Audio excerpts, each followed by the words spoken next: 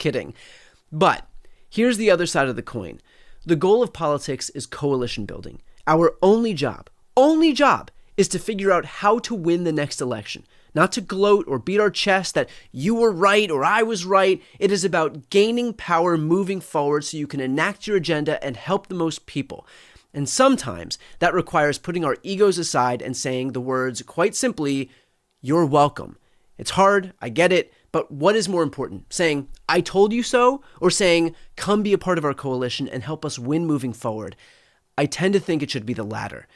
And look, this is not to say that Lisa Murkowski is going to switch parties and become a Democrat. It's also not to say that she won't, but she's clearly much more willing to acknowledge objective reality than her colleagues. That is worth something in an age of abject cowardice and fealty. Ronna McDaniel Romney literally changed her last name in her blind obedience to Donald Trump, which is to say, this is not a normal political party. This is a cult of worshipers bowing at the altar of their God King. And so if Murkowski is capable and willing of bucking that trend, we should encourage it instead of shaming her. I should also note, at the risk of sounding like I'm doing Murkowski apologia, that she has publicly defied Donald Trump before. She has voted to convict him in the Senate trial. She voted against Pete Hegseth. She denounced his move to pardon January 6 insurrectionists. And yes, for every one thing that she denounced, there are 10 more things that she didn't. But again, our goal right now has to be growing the coalition. Everyone, left, right, or center, is welcome in our tent. The Bernie bros to the Cheney stands and everybody in between. In fact, we are not a viable political party unless we grow our tent because we lost the popular vote in 2024. We have no choice but to grow our tent. If that means we make space for whatever people possible in whatever fashion possible for somebody like Lisa Murkowski, then we do it. Because the only way to gain power is by a policy of addition, not subtraction. And by the way, this is a subject that I spoke about with Senator Brian Schatz, this idea of bringing people into our coalition despite our past differences. What do you make of the fact that you've got all these Republicans who were so quick to back Donald Trump during the campaign or over the last few years?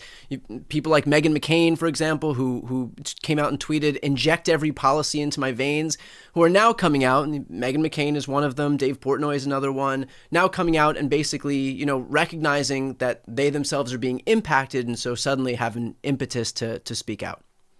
My view is welcome. And yeah. I mean that. I mean that with zero sarcasm, with zero resentment. People, a good buddy of mine used to say, people vote for you for their reasons, not yours. Yeah. The purpose of politics is not to winnow down your political coalition to a purer and purer group, but rather politics is addition, not subtraction. Dave Portnoy is a big deal. I still follow him exclusively for the pizza reviews and the Boston Celtics takes. I'm in the same boat. I watch the pizza reviews and so I get it. I understand if I'm watching him, even with all the biases I have on the political side, imagine what people who don't give a shit about politics are thinking. Yeah. And so my view is there's a little bit of a tendency in the Democratic coalition and the Progressive coalition to go now you're here. And why did you say this earlier? Who cares? Yeah. We have to not be such a scolding coalition. We have to basically say, hey, they fucked with your money and you're welcome, right? Come on in. And either you were mistaken, but also, by the way, the other thing we've seen from polling, and this is not the recent polling, is people start to misremember who they voted for because it's been a minute, and they may not remember that they voted for Donald Trump because they were torn in that moment. And so my view is we need to welcome as many of those types into our coalition as possible. There were a bunch of people who tolerated the, kind of authoritarian tendencies and tolerated the kind of overly conservative social views because they thought he was going to be good for the money, right? Now he's not good for the money. And there are other people who tolerated this kind of overly friendly with Wall Street stuff because they thought he was going to be, sort of cruel to the people that they hated. Those people, I don't think we're ever going to get back. And, but I do think the reason we lost, and we lost decisively on one level, but still by 1.5%. So the reason we lost is some tiny little percentage of people said, I don't like prices. I don't like Biden because he's old. I don't like what I've been paying. And when I remember the Trump administration from the first time, I remember money in my pocket, right? And maybe they're misremembering, or maybe they're remembering correctly because during COVID, we did have a bunch of cash payments out to people. So there were a bunch of people who were very low income, low asset, levels. but they had $7,000 in the bank. They were out of credit card debt, if only for 6 or 12 months.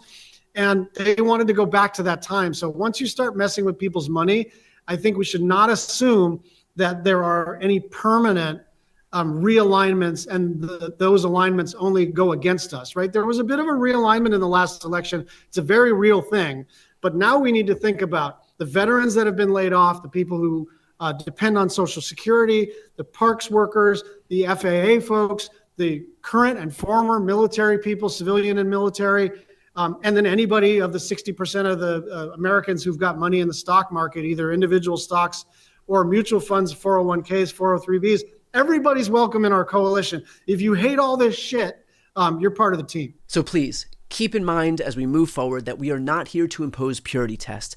This is not marriage. It is not church. We're not looking for spiritual leaders or life partners. We're not looking for perfection. This is politics. The job from today onward is adding as many people to our coalition as possible, as imperfect or, hell, downright deplorable as we may perceive them to be.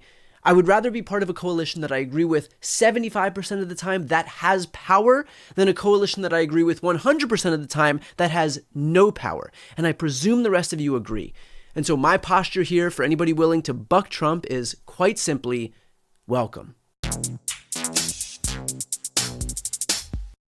Before you go, if you enjoyed this content and you want to see more and support independent media, please subscribe to this channel. The subscribe button will be right here on the screen.